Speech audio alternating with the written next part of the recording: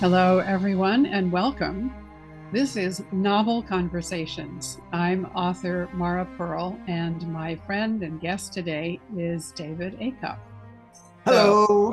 we'll, we'll start off by introducing ourselves briefly. I write the Milford-Haven Novels, which is women's fiction. It's set in the Central Coast of California. The books are bestsellers these days, I'm very grateful to say. And um, Part of the series does take place during the holidays. And I especially wanted to invite Dave to share his holiday book today because we have some interesting differences in our approach to the holidays and some interesting, I would say coincidences or similarities too. So tell us about your book, Dave. As Mara said, I'm David Acuff.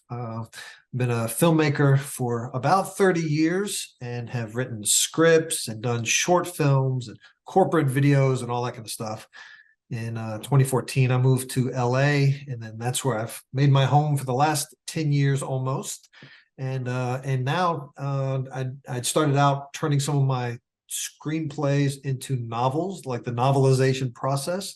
And so that helped me kind of get into the book world for the first time, which is just very addictive, as you know. That's it's a fun world. So it's been fun to meet other authors and kind of start this journey. I had so many questions in the beginning, and Mara has been a fount of knowledge Oh, on everything. But even the little things, like when you first told me, all right, fiction novels have cream colored pages instead of the white pages. And that was just news to me. But can you expand on that a little bit? Just because some people don't know about that little rule, oh, but yes, yes. So, first of all, you mentioned this journey from working in film and then novelization, and then that was your pathway into writing novels. You're one of the few people with whom I share that path. Most, for most people, they write a novel and then it may get made into a film, right? You and I went sort of backwards. Mhm. So in my case, I created a radio drama. I used to be a performer on Days of Our Lives on television, had done a lot of television and theater work, then created my own soap, but I did it for radio. And then it became a hit on the BBC, and that attracted publishers who said, "Did you ever think of creating a book series out of this?" And I secretly did always want to do that, and the moment arrived. And I totally agree with you. It really is addictive. So, but it's been such a journey to really learn because you and I knew about dialogue and arc of story and plot Mhm. points and things that come to us from the script world, Mhm. but we didn't know publishing practices and some of the really special things about creating a book. A book needs to be a work of art in graphical elements and in print elements. You and I share a friendship with a wonderful master printer, Bill Bercuda, and he has taught me quite a bit. And I've learned from a number of other people too. So, for example, the font Times Roman was created for newsprint, newspapers, the Times. And printing on white paper, the expression seeing things in black and white came from the nonfiction world of news. Therefore, white paper is preserved for nonfiction, and Times Roman is preserved for nonfiction. So Mhm. when you come to a novel, the moment you open it, it's on a different color paper because you're entering a different world. You also choose special fonts to coordinate with the topic that your Mhm. book is about. And so working with professional book designers who help you, choose everything from what's called the leading and the gutters and the whole style of each page is Mhm. really a design element just as much as the covers are. So we're responsible for the text, the content, but then our publishers help us create this work of art. Mhm. And even though a lot of our books are now in ebook form, that styling comes into ebooks as well. Mhm. And so I think readers who may not know all these details, but they do know that something hits them right, Right, something right, appeals, as they're right. drawn into and invited into these worlds that we create. So, And the other gatekeepers that we have to get past as authors, whether it's the publishers or whether it's somebody, hey, will you put my book in your store or your library? They know some of these rules. And so that as they're oh, flipping yes. through your book, as indie authors, they're looking through your book and they're keeping track of, hey, margins, or so all those things you mentioned, they know about. And so as new authors, when you come into this world, it's like, hey, there's rules. And if you need to learn them, just like anywhere, you need to learn them and then decide what you can throw away and what you're going to switch up. But initially, you need to play by some of these rules because they're weeding you out if you're not playing certain things. So anyways, that was just a fascinating part of the kind of that film to novel writing journey, Yeah. which was kind of culminated last year. I'm sitting with my mom for Christmas, watching these Hallmark movies that we all love, but they're a little saccharine sweet. They're a little sappy and predictable. And I'm sitting there and I'm like, you know what this, holiday movie needs? Vampires and monsters. It's and so yeah, so I that's when I first had the idea for Sleigh Bells Ring, emphasis on the sleigh, where Yeah. you have this guy that is I call him Dan Helsing. So his history, his family history is there too. He's a math teacher in Banner Elk. He doesn't even know about his long family history of Van Helsing, his great great great grandfather, who was the most famous monster slayer of all time, arguably. And he's now several generations removed in the small town of Banner Elk. And at Christmas time, suddenly this portal opens up, bad things start coming through, and he's now got to start engaging his family's heritage, some of the tools that start showing up unexpectedly on his doorstep, and the people that start coming into his life. So it was just a kind of a fun romp, but it all kind of fit. I wanted it to fit within that Hallmark frame of some of the same tropes that they dealt with. The big town sheriff that she doesn't like this small town, but she's coming home after a while, and he's the small town math teacher that in Hallmark movies they're secretly the prince or something. uh, I don't just work at this tree lot, I'm the governor, or I'm the mayor of the town, something like. There's always that twist in there. So yeah, so he's like, I'm not just a math teacher, I'm this monster slayer, this legacy of monster slayers in my family. So it was just kind of a fun twist to me on some of these holiday stories. So I ran with it. Oh, yeah. Oh, and it's charming and delightful, and it has a lot of interesting depth. And when I wrote my holiday stories, Mhm. I also wanted to step a little bit out of bounds. Mhm. So I have two kind of companion novellas, and one features Cornelius, who's my astronomer guy, and one features Miranda, who's my painter protagonist.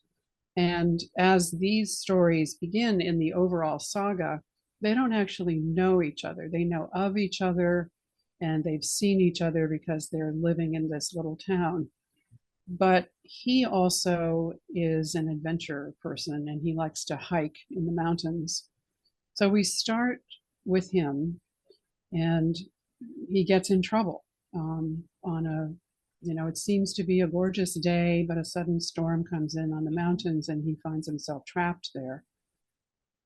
So, and then the second novella, we go to her, and she's doing, I think, a very hallmarky Christmas because Mhm. she's doing a handmade Christmas this year. So she's making everything from placemats to little small paintings, and she's been working on this for weeks so that every person who's special in her life is going to receive one of these little paintings. And the town is all decorated for Christmas, and we have lovely recipes and cinnamon rolls and, you know, a lot of the traditional things that we kind of go to for feeling good in the holidays. Mhm. But then something strange happens, and she gets an intuition that she needs to paint this strange mountain escarpment, which doesn't seem to have anything to do with Christmas or the holidays. And she doesn't know who it would be for, but she trusts her intuition. And so then we come to find out what she's painting and why and what the connections will be. I would say I don't necessarily step into the horror genre in this, but I do step into the paranormal, Mhm. as the things that happen both to him and then to her can't be explained by the usual logic. Mm. There's some extreme intuition, which I think in the holidays, a lot of us refer to it as the magic of the Mhm. holidays. So I wanted to tap into that. Oh, and then I wanted to mention that you and I narrated these stories for the audiobooks. That's So right. I got to play the painter and you got to play the astronomer. And boy, that was really fun Mhm. to sort of, you know, delve into these. But in the process, we realized that both of us are doing something a little different. It's the holidays, but it's the holidays with a twist. And you know, I think something important that your story deals with is there's a lot of expectation during the holidays that everything's going to be cozy and wonderful, Mhm. and you're going to get along with all your relatives, and every recipe is going to be perfect, and all of that. And that puts a lot of pressure on everyone. Yes. Some people don't have the greatest time during the holidays. Some people have a terrible time during the holidays. So, what you do is you bring in this extreme uh, cross genre Mhm. idea. You give people a chance to laugh at the very things that might otherwise hurt them. It's kind of a found family sort of a situation too, because he's on his own as a single guy in this town.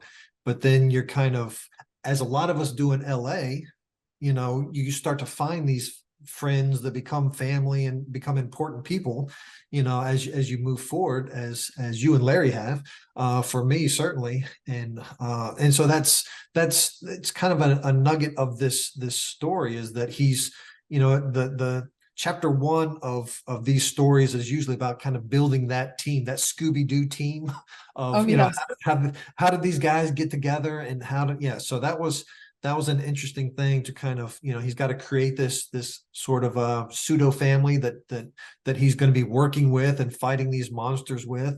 And yeah, it's set up against this very cozy background. There's just something delightful about a small town Christmas. And I had visited the real Banner Elk in North Carolina. My sister lives just 20 minutes from there in Boone, and another quaint mountain town.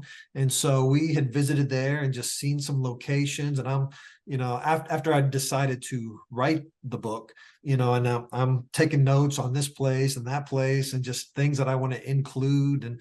And the Banner Elk Cafe, there's a diner that's there that I wanted to include. And so stuff like that, where I'm just taking great notes, and they all just kind of pepper into the story. And Banner Elk is great at Christmas because they have all these beautiful decorations, and a lot of people come from Raleigh, North Carolina, and the big cities, because they go up there to Boone in that area to cut down Christmas trees and bring those home. And so it's a huge kind of a Christmas, that season is a huge moneymaker for them and just a huge time. So yeah. A number of years ago, Larry and I took our daughter and son-in-law to Cambria, which Mhm. is the real town, very close to my fictional town of Milford-Haven. And we had a terrific Christmas there. And you bet I was taking a lot of notes too. Um, Again, similar that a lot of us from Los Angeles drive up to the Central Coast. It's about 4 hours away, which makes it too far to sort of go up there all the time. Just far enough away to give it its own identity. And it's very special all the time. But during the holidays, everyone goes all out. The beautiful little shops and how everything is decorated, and special traditions arise.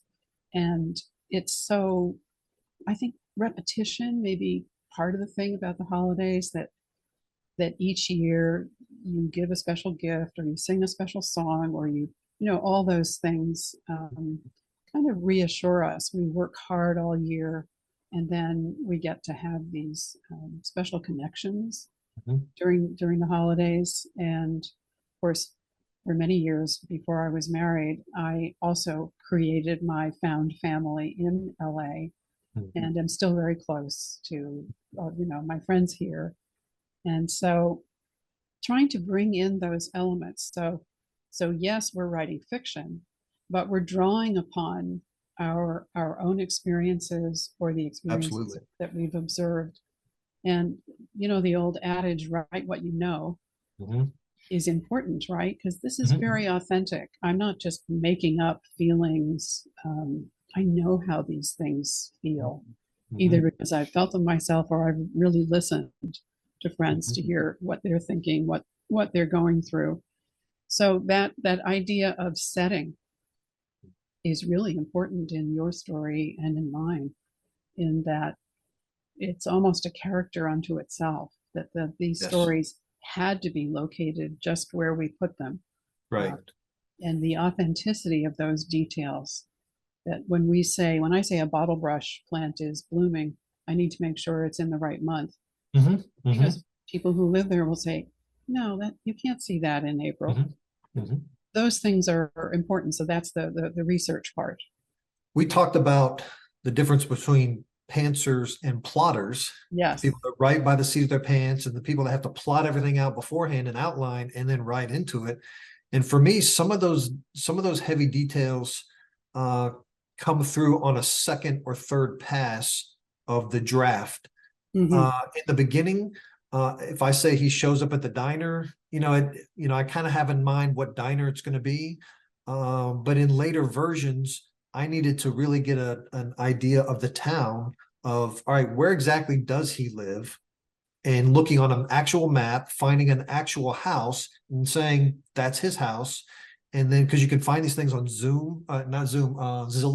You can find these on Zillow, these beautiful homes and stuff, and see inside their homes. And then I could begin to, in the first pass, it's just he's in his home. But in the second pass, I need to start filling in a lot of details and looking at the home. It's 8 miles from this, which is now 8 miles from the middle school where he teaches. And so some of those details become more and more important. But on the first pass, I'm just, it's like a word vomit. I'm just trying to get, the big ideas down, and just, some of the dialogue and things like that. But on later passes, it's kind of like that refining wood, where you're just sanding it down and getting it smoother and smoother and smoother. And it's just, that's my process. I know everybody goes through the smoothing process, but mine, that first draft is really a lot rougher. But it's to get the highlights down. And then as I go through, I have to get the details. That's very smart, because flow is a big thing in writing.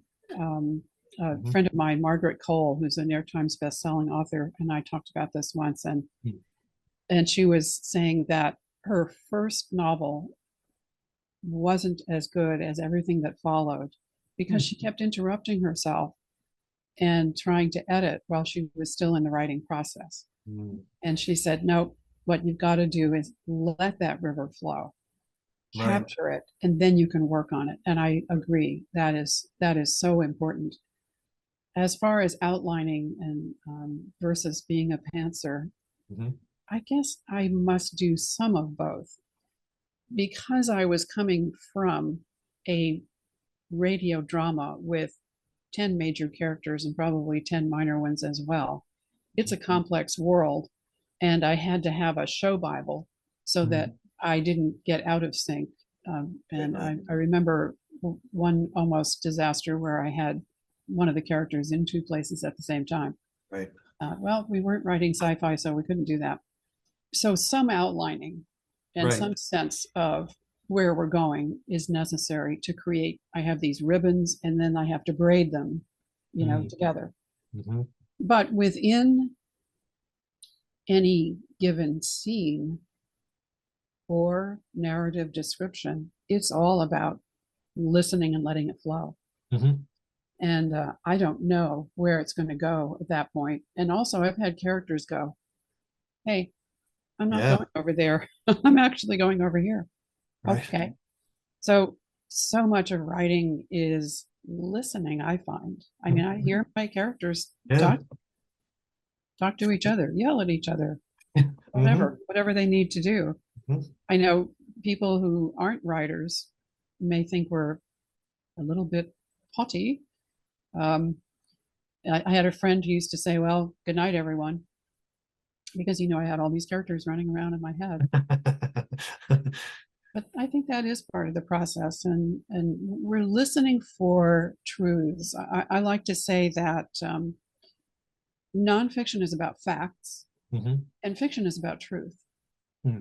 It's this big, powerful lens that you train on issues of life, and you get to see them enact themselves. I think if you let them, the characters will create their own story. If you Mm-hmm. let them do what they would do and not force them to do things they wouldn't do, Right. that fascinating.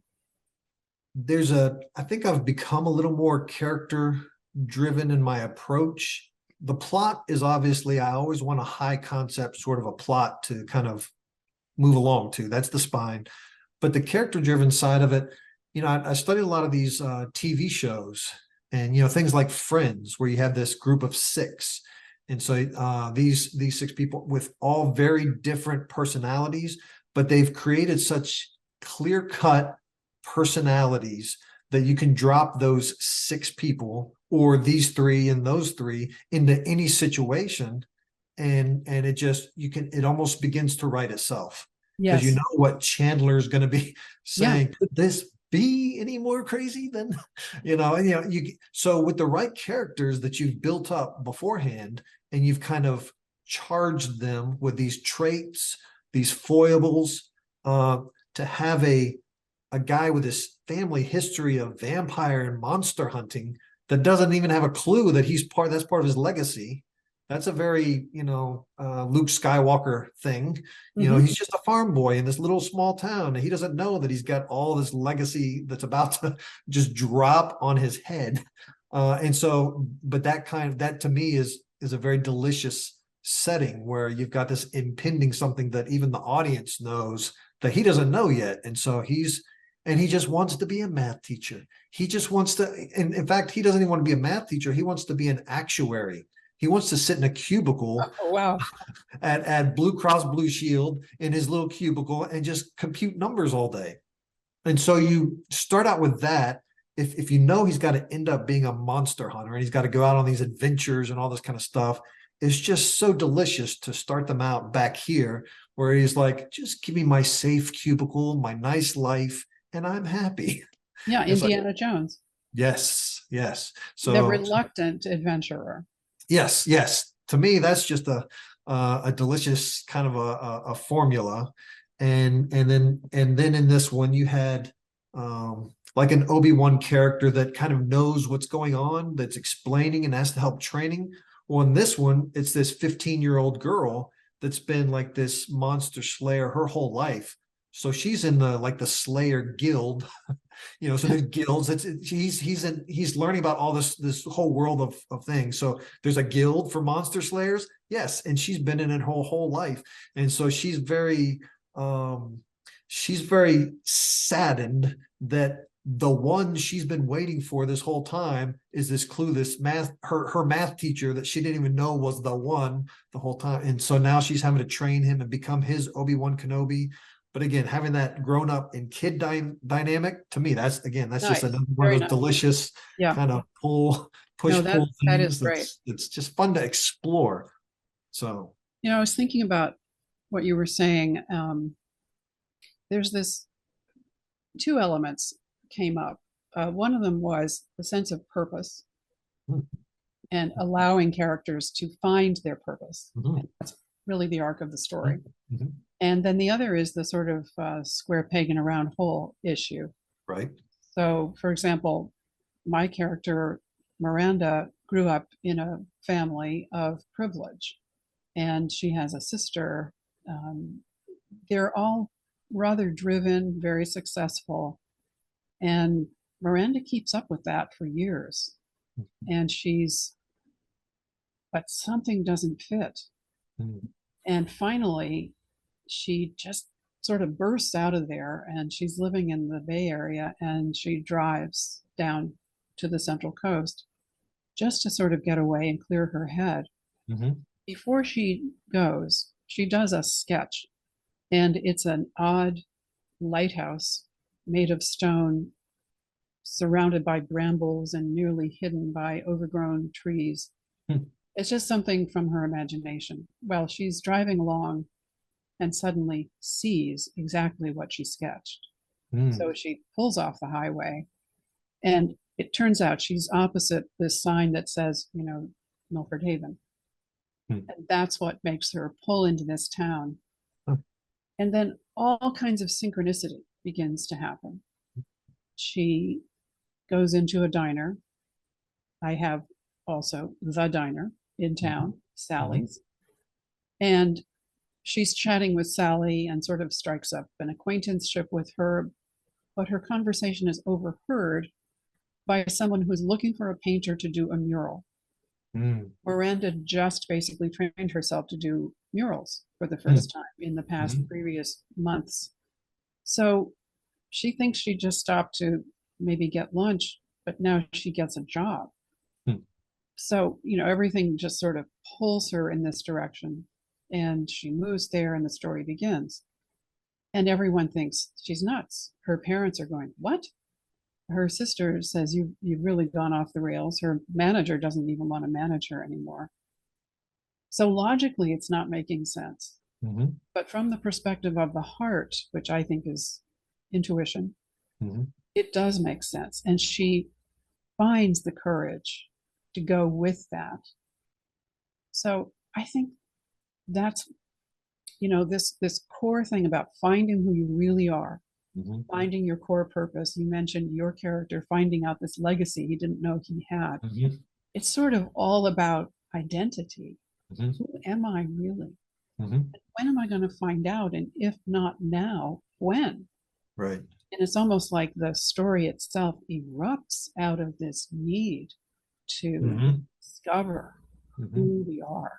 Right. And so, in one sense, we're writing about these fictional characters, but in another sense, we're inviting our readers to say, what about you? Mhm. What legacy do you have? For sure. What core purpose have you not discovered yet because you never gave yourself a chance? Mhm. I just I love that idea of just sort of cherishing that heart sense within us Oh, for and sure. letting it be the guidance. We don't know where it's going to take us. Mhm.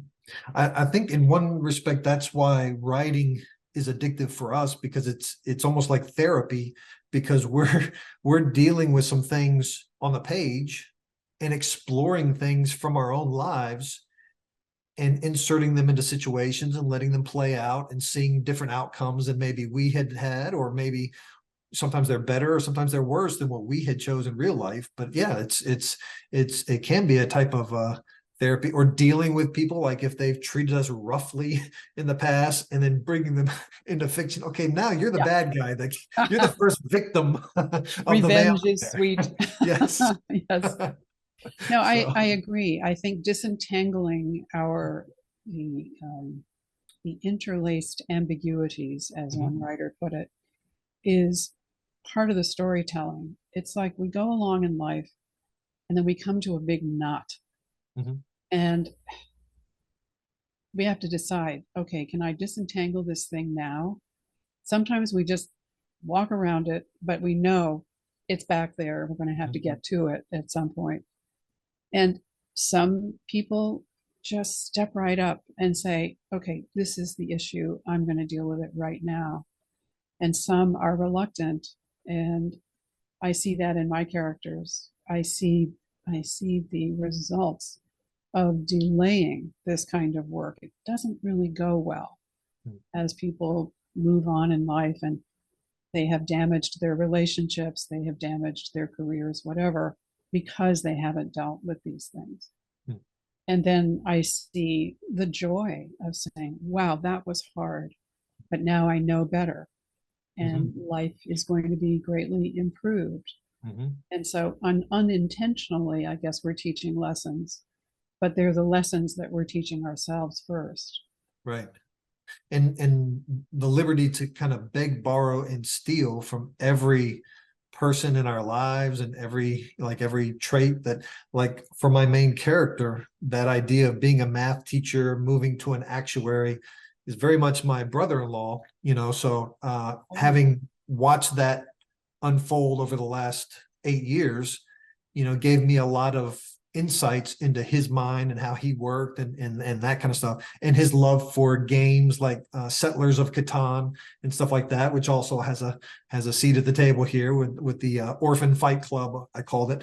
But yeah, so a lot of those, I like to take the character that I've imagined, but then overlay a very real person that I know well, so that I can kind of round out a lot of the details and some of the jokes, for example, or some of the things he likes or that he's allergic to, or things like that, where it just really helps me, almost like a shortcut, to have real people to kind of overlay onto as The a anchor. reference. Yeah, Yeah. an anchor for sure. Yes. I was writing Miranda's parents and realized, boy, they sound a lot like my parents. And Uh-huh. so I had a sit down with my folks, Hmm. who both of whom were in the theater and had a very clear understanding of storytelling, and they were fans of Milford-Haven in the first place. Mhm. But I said, how would you feel, though, if these characters, good elements and bad, resemble you? Because I won't do it if it's harmful Right. or hurtful Right. to you. And they both said, oh, no, this is legitimate. This is your experience. You Mhm. need to write what you know, Right. what you feel. And then my mother went on to say, she said, I'm actually flattered, you know. So Right. I was lucky. Hmm. Some writers run into big problems Mhm. with writing basically about fictionalized versions, but thinly disguised, of Right. family members. Um, I know it can be painful, um, but ultimately, the goal, if you're writing novels, the goal is not to hurt others, Right. but to reveal things that need to be faced. Right. Like, even in the picking, like you said, the town, the setting is a character as well.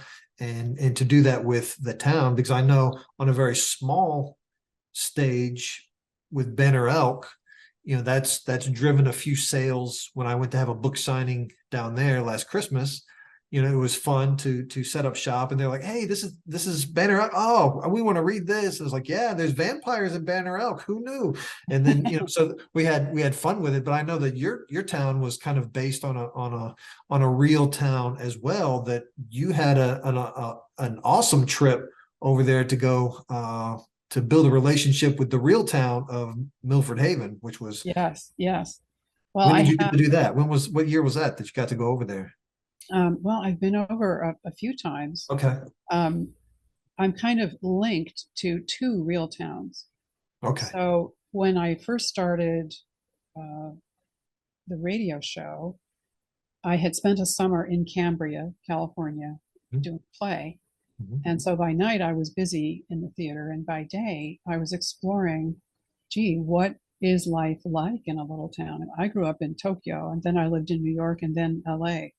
So what I knew about a little town was nothing. Right. I had everything to learn, and I found it really fascinating.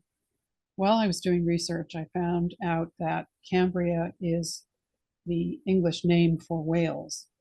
Mm. So then I started looking at Wales, looking at maps, looking at history. On the map of Wales, there was a town called Milford-Haven. And I found this while I was looking for a fictional name for my town. Gotcha. And I thought it needs to be related to Wales because the name Cambria came from Wales. Mm. So here was this town. And as I looked into it more, it was strangely synchronous with my fictional town. I mean, it's on the west coast of Wales with a rugged coastline with many other elements. So then my show went on to the BBC and became a local hit, and it was beneficial to the real town of Milford-Haven because it helped them with tourism. Nice. Invited me to visit, and when I got there, I was absolutely shocked because they gave me a parade and a reception in town Nice. hall and initiated this beautiful relationship. And Larry and I went back last year and did a literacy project with local students in Milford-Haven. Mm. So it's very dear to me and it's a special place. And then meanwhile, in Cambria and in the Central Coast, since I've been going there for so many years and doing all my research and doing book events, I have a community there of fellow authors. Mhm. When I started writing this series, no one else was writing about the Central Coast. Now there are several others. Mm. So I invite them to do events with me. And so Nice. we go to local bookstores and have a blast, Nice. you know, sharing stories. And then a lot of my readers find me there at Mm. writing conferences and webinars, seminars, book Mhm. signings. It's very rich, right, to be in that author community and our readers.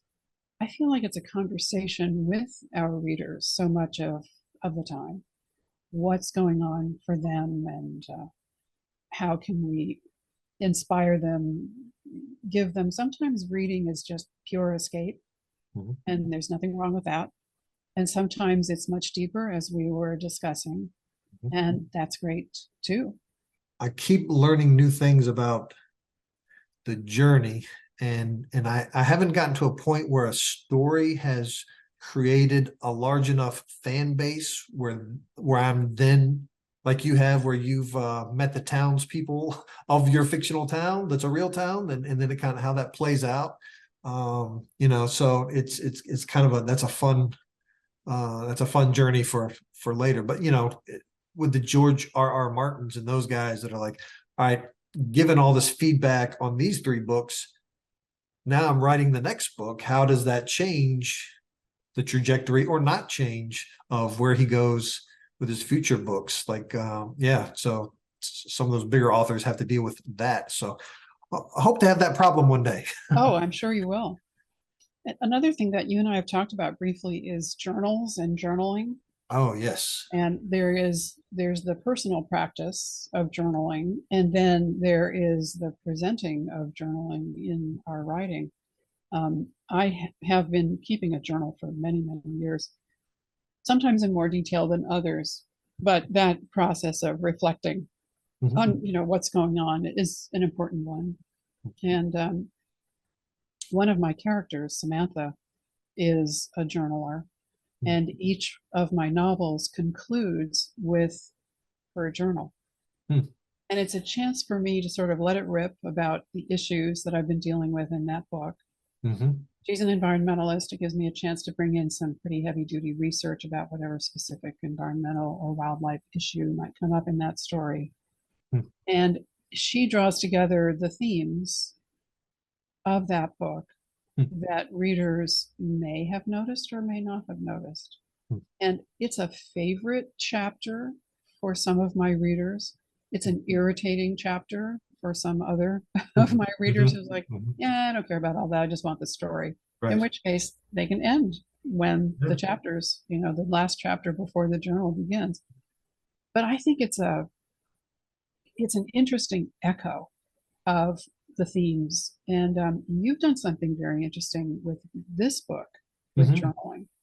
Well, and that's part of my essential writer process. That's my, if I had any kind of a writing hack to tell people, it was this. Staring at the blank page can be so daunting sometimes when you're thinking in terms of your novel and what's coming in the next chapter.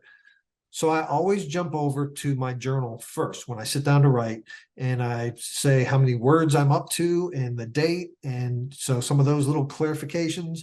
And then I get into, where did I leave off yesterday? And it's just free flow, just whatever I want to write. I can write about what I had for coffee. I can write about anything that comes to mind. And it's just to get typing, just to get the words flowing. So after about 10 to 15 minutes of that, then I can pause and I can jump over. And now, the oils are greased, and so you're ready. The pump is primed, and you jump over to your book and you kind of start wading into there. So I had done that for this whole book. So half of the book is the story, so the first half is the story. And then the last half is all the writing journal, which is really the making of the book. So there's certain, like when I thought these two characters were going to be like twin sisters. And so I'm writing that in the journal. It's like, I've thought of this new character. I think she's in this kind of relationship with this other character. And then as I went through the book, I was like, nope, she is not her. They were just roommates, because that was, the one relationship created a stronger dynamic and more stuff that you had to deal with. And this other relationship, she was almost demoted to a more minor character because she didn't show up throughout the book. So stuff like that, where it's like the evolution of a character, where you thought she was going to be this central character, but she turned out not to be as main of a character. And then other characters that were side characters that suddenly they're in the big battle scene at the end where you didn't anticipate that. So some of that plays out through the journal, of where I'm thinking, I just discovered this person, or I just realized somebody needs to die in this chapter. Oh. And as I'm realizing that on paper, it's like this, I don't know how I feel about this. What's it going to do? Or is this the right choice or not the right choice? And it's like, no, they do have to die in this chapter. I was like, okay, let's, and then you jump over here and you start writing the chapter. But yeah, the journaling process always helped me to kind of get into the writing session each time. And then to have something at the end of it to kind of show my own progress was just kind of fun to look back on. So I've enjoyed that. It is a wonderful process. I sometimes teach, and I'm part of the faculty of publishing at sea. My friend and colleague Judith Briles founded this, and I've been a faculty member a few times. So I'm doing it again in a couple of months, and these kinds of techniques. How do we overcome, all the busyness that's in our head, that in one sense we have to quiet it in order to hear what's going on within ourselves and what might be going on in the story. It's a very helpful thing. Yeah, for sure. Yeah, we love Judith. She's great. She is great. So another thing that I just want to hit on again, and it's a nice segue, is humor. And you talked about minor characters who surprisingly, start having sort of more of a life than we thought. So I have these adventure novellas where my character Miranda goes off on a painting excursion. She has to do her research. And I've got 3 of these so far. And in the first one, this strange character that she calls Mrs. Lime shows up. Miranda is painting plein air in a garden, and it's a public space. And this woman comes over and starts saying, "Listen, dearie, one of these days you'll learn how to paint, but not yet." And Miranda is like, "I didn't ask your opinion, excuse me." And so this character is tremendously irritating and obnoxious and very funny. Well, in the second adventure, Miranda can scarcely believe it, but here she is again. And this time her husband is there trying to sort of tamp things down and say, "Listen, dear, maybe you shouldn't mention." So then she has more. And then she showed up again in the third one, and there's quite a bit more enough that we finally get a little bit of compassion Hmm. for why she is so irritating. But that really surprised me. I had no initial intention of, well, I need comic relief. I'm going to add this character, but boy, she just walked right in, and I Mhm. love having that humor. Now, Right. humor is really in your wheelhouse. I Oh mean, yeah, it's a yeah. specialty for you. Yeah, and I've actually leaned more into it in the past because I've done some YA dramas, so some young adult dramas, and even in those, I try to infuse the drama with a lot of humor because that really helps you. Charlie Chaplin was the one that said, if you want to end with a tear, you start with a smile. Mm. So for his stories, he always did that. So he gets you laughing, but then by the end, you have that poignant moment, and it only works because you've balanced it. And so that's for the YA dramas. I try to infuse with a lot of humor with some of the characters as well, but too because it was such heavy subject matter. And in this one, I went with a first person narrator. So Dan Helsing is the narrator Right, of the right. story, and so that allowed a lot more humor opportunity, even in the descriptions, because we're seeing the world through his eyes. And he is, as we find out, he's a very unreliable narrator. So things that he said that you take for granted, it's like, oh, he said it was this way, it must be this way. And then if you find out some stuff later, it's like, oh, wait a second, he's we can't trust this guy fully because he's just thoughts, a very Ryan Reynolds type, where he's just constantly spewing out a bunch of stuff, stream of consciousness, and that's his style. And humor to deflect, and humor to, in scary situations, it's just his go-to. So that was kind of fun to write, and just kind of unleash some of Yeah. that, which Oh, which it's normally great. I do have to filter down. So Well, I think it's great anytime, but maybe especially during the holidays. oh And sure. what you mentioned about POV, point of view, Mhm. that's a big thing for us, for authors. The journals at the end of my novels are first person. Right. The rest of the narrative, I have intermittent moments where we go into internal thoughts, where Mhm. the character is speaking to herself or himself. But for the most part, it's, you know, omniscient, it's third person. But POV is a really important thing in writing, and something that is a pet peeve of mine. I don't know how you feel about this, is what I call head jumping. Mm. So let's say it's a dinner scene. I've got Miranda and Zach having dinner. Mhm. The first part of the scene, I'm with Zach. Therefore, we can see what he can see. He can see out the window, he can see the lighthouse, he can see the door to the kitchen, he can see the waiters coming out with the food, he can see the main door to the restaurant. But the Mhm. rest of the scene, I want to see and feel what she's experiencing. So then we cross the table.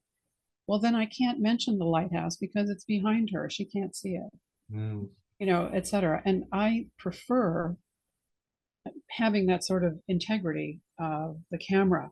I think it Mhm. comes because of, working in theater and Mhm. television.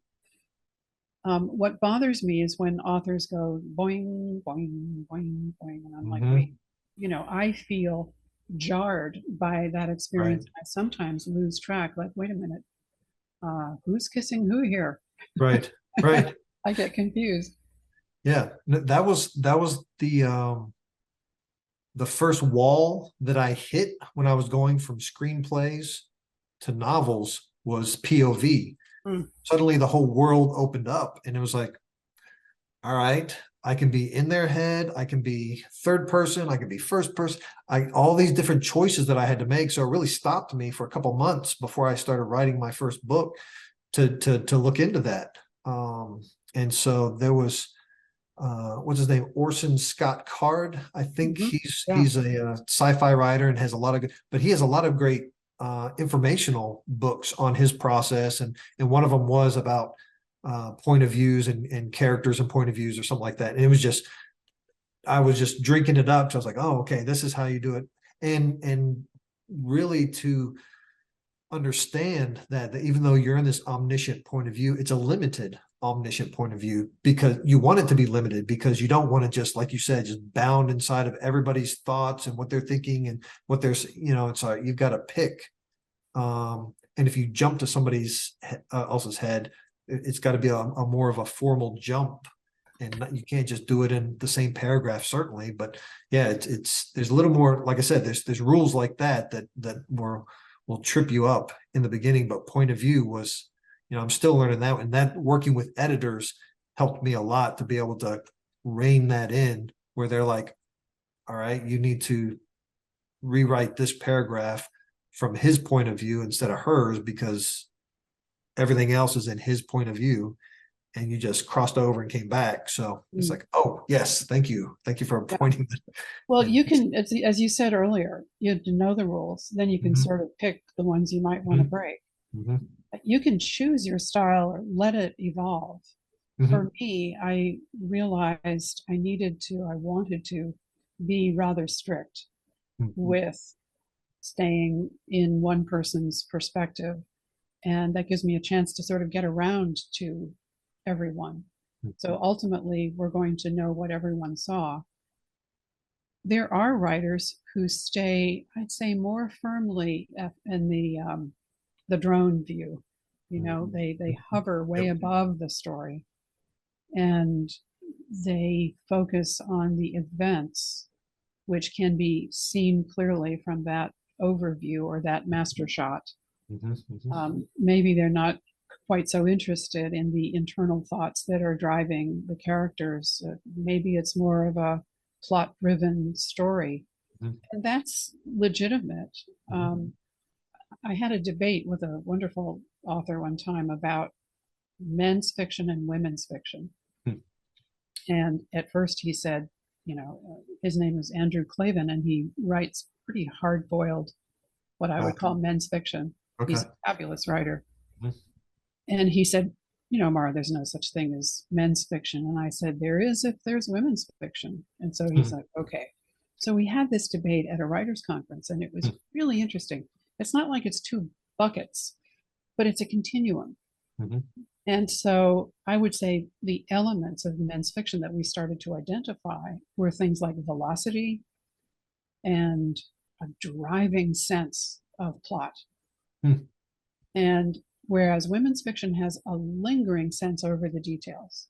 So if we go back to a dinner scene, Mhm. if it's women's fiction, you find out the color of the tablecloths, the aromas that's coming out of the kitchen, what flowers are on the tables, what kind of sparkle the ocean has out the window that day, what the waiters are wearing.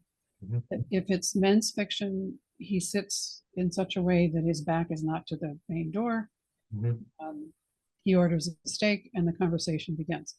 Mhm. Mhm. you know, and so I joke with Larry about, he'll ask me sometimes when he'll read an early manuscript, and it's like, why do I have to know all that? And I explained to him one time, well, in women's fiction, it's kind of a code. So Mhm. if I say that this woman is wearing Bruno Magli pumps, uh, she has a French twist, she has a Dior suit. Mhm. Well, I don't have to also then say she makes a lot of money, she's a professional woman, and she lives in the city. Gotcha. I've already said it by Right. describing exactly what she's wearing. Nice. And so in women's fiction, there is this code Mhm. that is, it's useful. And if it weren't there, boy, my readers would tell me about it. It's like, Mhm. you didn't even share. I didn't feel like I was there. That's my job. I need to stimulate all five senses Mhm. Mhm. and have my readers really feel that they are there in that restaurant, and they know what it felt like to have dinner in that lovely Oh, for oceanside sure. restaurant. For sure. And that was again another skill that came had to be developed from screenwriting, where you're really only dealing with a couple senses, and to novel writing, where it's like, all right, what does it smell like? What does, is there a breeze? What does it feel like to be in that situation, or stuff like that, where it's, there's so much more to a taste. What does this taste like? And you're like, oh, well, that is, especially in the sci-fi stuff that I write, it's like, all right, he just put something in his mouth. What's that sensation for this food that we've Yes. never heard of, we've never seen before? And so it was kind of that was again a training of a new muscle to be able to. There was some of the feedback I got on my first sci-fi rough draft. He's like, I just want you to spend more time looking around and showing me the world and some of those details. I was like, oh yeah. Because in my scripts, you write sparsely just to get to the visual moments and the dialogue and things like that. And you leave out a ton of that other stuff. So adding in more layers of detail as you go to kind of immerse the audience correctly into the world, so that they feel like they're there and they're not just kind of watching it from a distance. There's an art and a science to it. So I That is appreciate so that. true. An art and a science. I totally agree. Well, it's been so fun talking Oh, with you, absolutely. Dave, and I hope that our readers have wonderful holiday season Mhm. and that our books help them enjoy the fun, the horror, the humor, the cozy, all of Yep, that. that's right. That's right. And just stay away from the vampires, That's right. emotional and otherwise. Uh-huh. That's the Yes, yes. that's the lesson Great. of my book, and they can be dealt with. So that, I think, if there was a moral to my story there, let's learn that at Christmas we can deal with our monsters and other people's monsters, and Uh, still have a blessed and Merry Christmas. oh, yes, very much so. Wonderful Merry Christmas and happy holidays to all of our readers. And we will show you a couple of pages so you can find us. We love to hear from our readers, so please find us on Instagram and Facebook and your favorite social media. And if you'd like to sign up for my newsletter, you can go to my website and sign up right there. It comes out once a month, and I'll give you all the latest.